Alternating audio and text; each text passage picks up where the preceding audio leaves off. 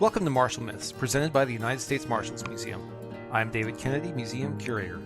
In this episode, I will talk about the integration of the Orleans Parish School District. This falls under the status of point of fact. For most Americans, November 14th passes with little notice. Many Americans recognize it as an important step towards equality. However, for 4 women and the deputies who guarded and befriended them, this date marks what may have been the most important day of their lives.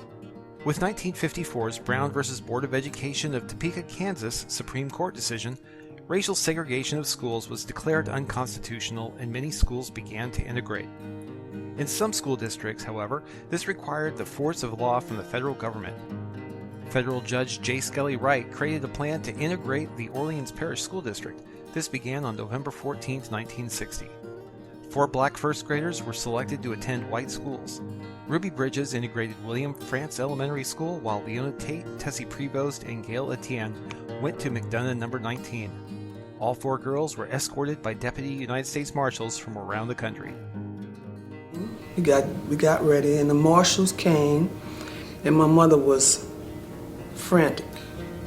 She never felt good about it the whole time. She was just a nervous wreck. But she was so nervous, and she told the marshal, she said, "This is my baby I'm giving you." She said, "I'm giving you my baby. I'm giving you my baby." And he told her, he said, "Miss, this is my job. I'm going to do whatever I can. I have to do to protect this child because this is my job." You know, if they were going to be there, then they had to do what they were supposed to do, protect us, and that's exactly what they did.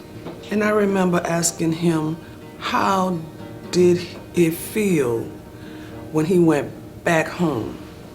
Because there were some people who did not agree with what he was doing. Yeah. And he told me that he had a job to do, he had younger children, and that there was no way that anybody was going to tell his children where they could and could not go to school. And so that's why he said that was a job he had to do, and he was doing it because he felt like nobody could tell his children that. So why would somebody be able to tell somebody else's child that?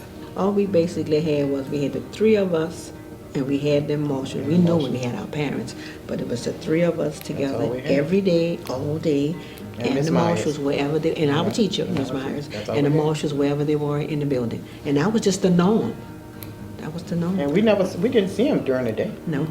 I didn't even know they were in the building until 2010. That's when we found out that they were We thought there. they would bring us to school, leave and come back and get us.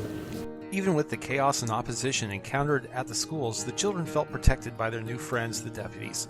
Some of these men did not fully support integration, yet all did their job admirably.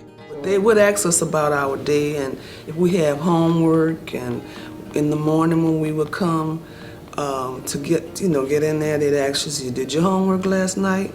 Or yesterday, what you have for lunch, or what you gonna have for lunch today?" But it wasn't like a parental thing. It was just like a grown friend. That's what it felt like. And somebody we could feel at ease with and trust. White opponents to integration protested daily and removed their children from the schools. However, the racism seeped into the classroom. Somebody hate that much. And what could a 6-year-old do to bring that on to other students? I couldn't understand. I can remember once we did get placed in a classroom. I tried speaking to a student, and I guess they were well prepared like we were. We were prepared to go in there and do our best in school and be nice. This child kept doing what she was doing. It was like I didn't exist. It was like she saw straight through me. She didn't answer me. She did whatever she was doing, and that was right. And I can always remember that. Leona, Gail, Tessie, and Ruby continued to integrate other New Orleans schools, sometimes together, sometimes separately, but they never forgot this first important step. If you have a question about this video or have a Marshals myth you would like explored, please contact the museum by following the links below. Thank you for watching.